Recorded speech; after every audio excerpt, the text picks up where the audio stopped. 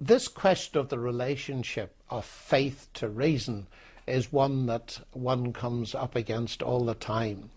And the question is often put as if faith and reason were opposed. That, to my mind, is nonsense. It's coupled with an impression that people get that faith is something that occurs only in religious situations and therefore isn't worth talking about. Richard Dawkins talks about faith heads, or roughly equivalent to cloth heads, I suppose, and that reason is associated with science and therefore we take it seriously. Well, that is to make an error in both directions. Firstly, faith and reason walk hand in hand in both science and theology, so that we need to unpack this just a little bit. Faith, of course, our English word comes from the Latin word fides, which means trust.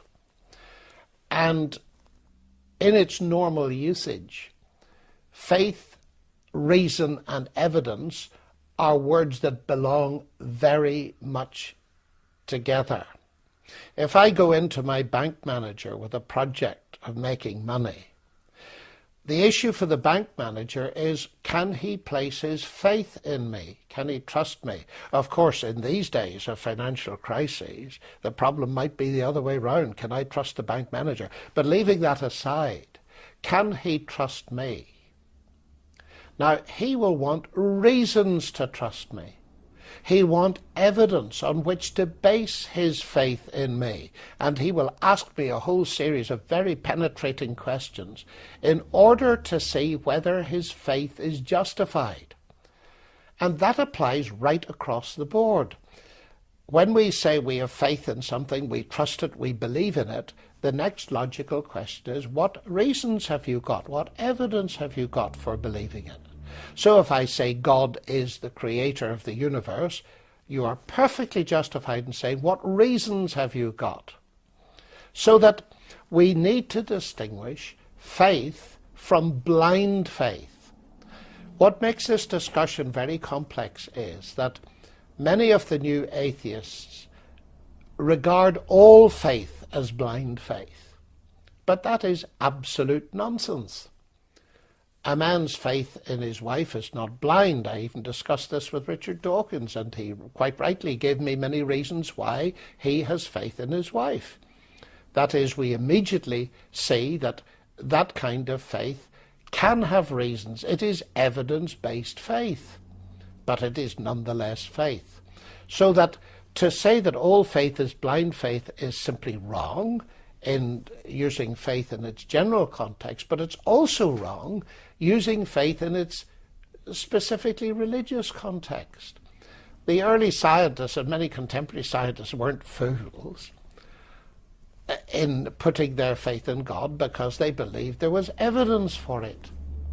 And it's interesting that in the part of the New Testament that is devoted to explaining what faith is, one of the major books, that is the book we call the Gospel by the Apostle John, he says that he has written, collected together all this evidence, and I quote, "These things are written that you might believe," that is, have faith in, "that you might believe that Jesus is the Messiah, the Son of God, and that believing you might have life in his name." In other words, John is not asking us to put blind faith in Jesus. It's the exact opposite. He said, here's the evidence I've collected as an eyewitness, and this evidence forms the basis on which you can rest your faith.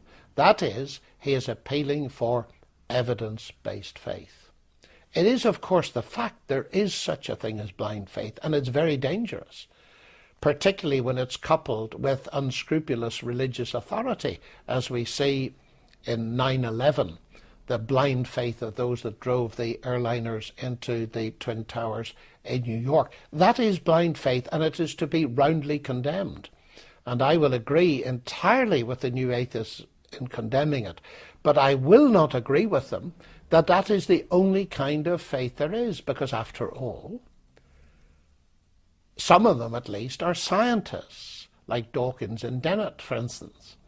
So they have faith in common with every other scientist who ever lived in the rational intelligibility of the universe. Their science doesn't give them that. As my teacher of quantum physics at Cambridge points out in many of his books, Sir John Polkinghorne, physics is powerless, he says, to explain its faith in the rational intelligibility of the universe. Why is that?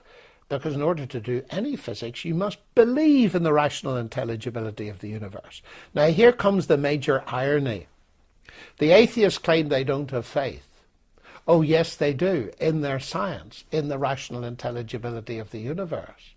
But half a minute, where's the evidence that that faith is justified? In their worldview, it doesn't exist, because their worldview is that human intelligence is simply the product of a mindless, unguided process. But if that's the case, why on earth would you give it any credence whatsoever? Why would you believe any thing that it produced? As John Gray has pointed out not so long ago, and he has said that, you know, the interesting thing about the evolutionary doctrines that these new atheists base so much of their worldview on is that they are geared to survivability, not towards truth. So why would you believe anything produced by an apparatus that is thrown up by such a mindless, unguided process? What am I saying? I'm saying, firstly, there is such a thing as blind faith. It is very dangerous in the religious sphere, but it seems to me that the atheists are coming very near to being guilty of blind faith when they trust the human mind for which they haven't a shred of evidence on their own hypotheses, in their own worldview, that it should be considered as reliable. In other words, scientists have to have faith in the rational intelligibility of the universe. The rational justification of that faith came originally from Christianity. Atheism simply doesn't have any. So this matter of faith, evidence and reason is something we need to think about very carefully. There is a final point to be made here, actually, and that is to bring in the word revelation. Sometimes faith and revelation are put as opposites, as diametrically opposite to revelation. But let's think of revelation firstly at the simple human level. Here's Aunt Matilda and she's baked a cake. Scientific analysis cannot tell you why she made the cake. You'll never find out unless she reveals it to you. But if she reveals it to you, that doesn't mean you shut off your reason. Indeed, you'll have to use your reason to understand the content of her revelation. That's absolutely obvious. And you can check by using your reason whether what she reveals to you made sense. If she says she made it for her son Jim, and you know she's a son Jim, then that makes perfect sense. At the higher level, it's exactly the same as this. The Bible claims to be revelation. Now, I believe that that is the case, but an atheist reading it doesn't have to start by believing that. They simply read it as data. And any data requires reason to even understand it.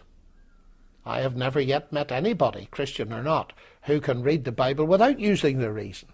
So to say that reason and revelation are opposed is to make a fundamental category mistake. The issue is simply this. We get data from nature, we use our reason from that. The Bible claims to be a revelation of God. It claims to be God speaking. We use our reason on that. What is being claimed, though, is that there is certain information in Scripture that unaided human reason could not on its own gain.